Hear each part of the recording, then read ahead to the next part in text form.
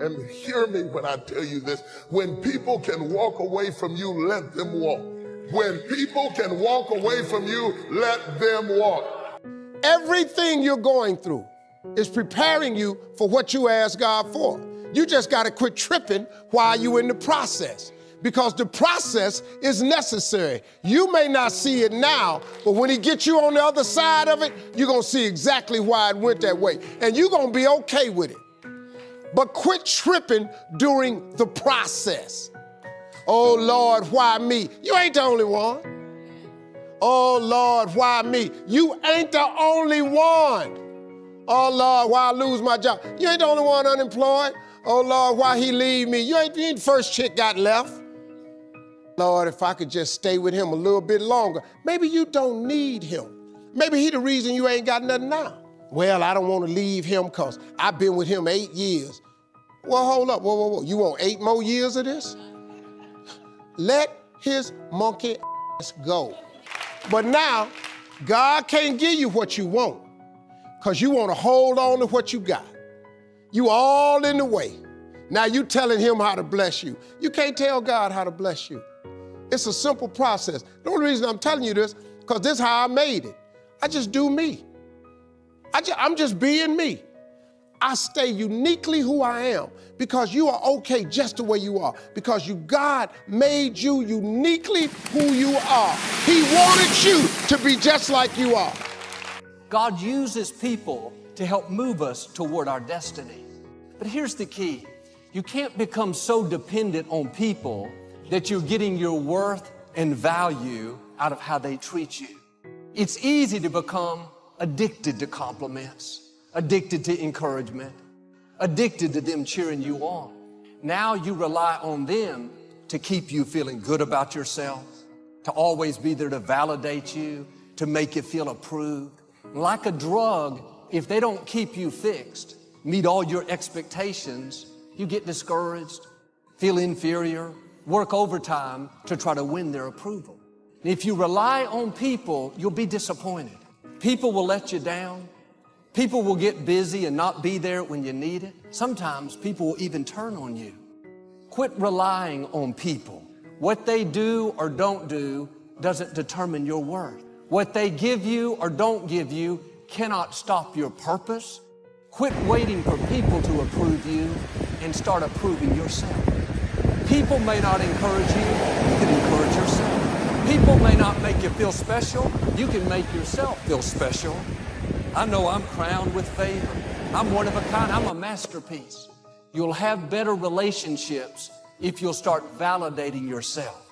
If you're always depending on somebody else, you'll become needy, a burden, waiting for other people to keep you fixed. Can I tell you, your friends, family members, they have enough problems of their own. They have enough issues that they're dealing with to not come home and have to work on you for 3 hours. That's not only hurting you, it's unfair to the people God put in your life. They're not responsible for your happiness. They're not responsible to keep you cheered up. Don't put that extra pressure on them. If you're basing that off of what people give you, then if they change their mind, if they stop doing it, you'll feel devalued. Well, Joel, my parents didn't raise me right. I didn't have a good childhood. My spouse never compliments me. My boss didn't give me the credit that I deserve. I say this respectfully. If you didn't get it, you didn't need it. They can't stop your destiny. What they say or do cannot override God's plan for your life. That person that walked away, did you wrong, made hurtful comments, shake off the disrespect. Don't believe the lies that you're not talented enough, attractive enough, good enough. They don't determine your value. They can't lessen your self-worth. The only power people have over you is the power that you give them. And it's good when people encourage us, when they cheer us on. What I'm saying is don't become dependent on that. If you'll start passing these tests, not relying on people, you'll not only live more confident, more secure, but I believe and declare you're going to overcome obstacles that looked insurmountable, accomplish dreams that seemed impossible, and reach the fullness of your destiny. I can't tell you, if you don't get anything else, you have to look at your relationships and you've got to ask yourself the question, what is this relationship doing to me? And I mean in every area of your life. When the doctor looked at me and said, you have cancer, cancer is the most feared word in 7 different languages.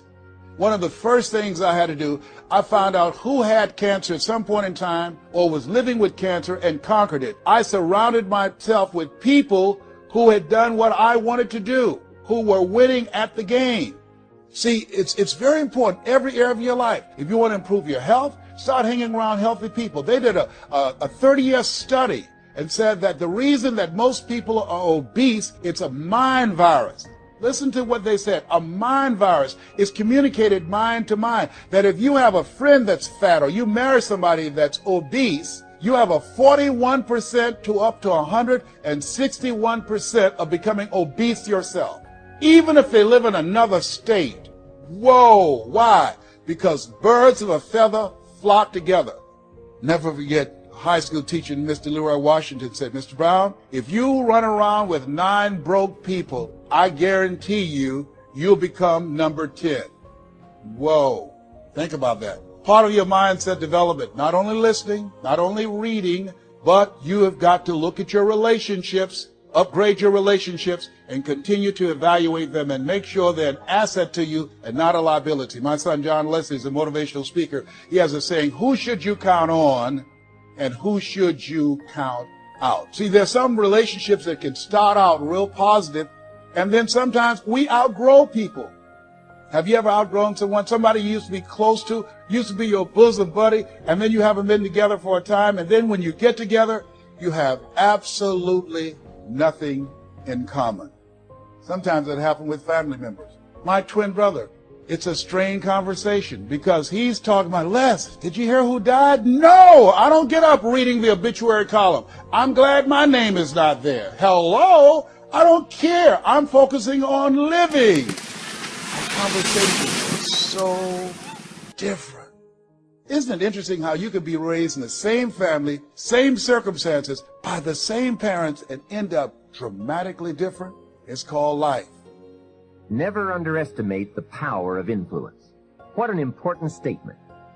The influence of those around us is so powerful.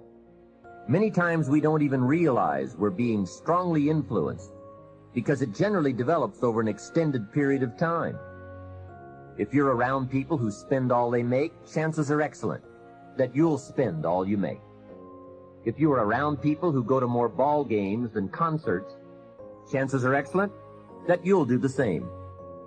If you're around people who don't read many books, chances are excellent you won't read many books. People around us can keep nudging us off course a little at a time until finally, 10 years from now, we find ourselves asking, how did I get here? Those subtle influences need to be studied carefully if we really want our lives to turn out the way we've planned. Of course, you must be the judge. You must determine whether the situation and the people call for disassociation or limited association. But remember, if it isn't taking you where you want to be 5 years from now, 10 years from now, now is the time to fix it. Spending more time with the right people. People of substance and culture. People who understand philosophy and discipline. People of accomplishment and character. Many years ago, Mr. Shelf said to me, Mr. Rohn, if you truly wish to be successful, you've got to get around the right people. Keep asking the question, who can I get around? Who could I spend some time with who would have a positive influence on my life? Don't pick up your plan, especially your financial plan, from unsuccessful people. This is called association on purpose. Getting around the right people by expanding your circle of influence. Listen to me, man.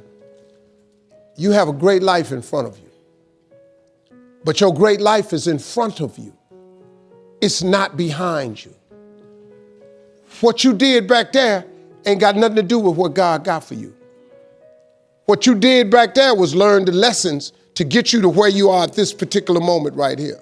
But what God got for you, do you know, man, that you can actually mess your life completely up? You can jack it all the way up and you can turn around and get it right? Do you understand that? Do you understand that you could have had a baby out of wedlock and still be all right? Do you know that you can be divorced multiple times and still be okay? Do you understand that you cannot have a degree and still be just fine? You wanna know how I know? Because I'm telling you what I know. I lost everything twice. I don't know if you've ever lost everything before, but I've been bottomed out twice. I done seen rock bottom 2 times. I've been through some walls up in here, man. I'm just trying to tell you, man, God is really with you. You ain't gotta believe me. You ain't gotta believe me. But keep doing it without God. Let me know how it worked for you. Matter of fact, write a book on how to make it without God. Because I wanna read it. I wanna read the first page. And then I wanna read the last page, because there ain't gonna be but 2. You can jack your life all the way up. God is in the forgiving business. You can make all the mistakes you wanna make or think you shouldn't make. God is in the get it together business. If you got dreams and visions, I got news for you. God is in the make your dream come true business. He did it for me, how he won't do it for you? A lot of y'all better than me. I'm just gonna flat out tell you. Most of y'all ain't done what I had to do to get to where I am today. You just ain't had to do this type of dirt. You ain't been homeless, so you ain't had to scrap like me. Most of y'all didn't come, you're not old as me. I've overcome it all because I have a relationship with him. And you can listen to me and tell that I'm not a perfect person. I am not a perfect Christian. I have my flaws. I am a flawed human being. But guess what? You are too. You ain't got it all together. I dare you to say you do. I make a lot of money, man. But guess what? I ain't got it all together. I'm hurting. I'm hurting, man. Everybody tripping through something. Everybody, I don't care who you are, you're going through something. But if you got God, you can make it. I'm just telling you this little piece of information.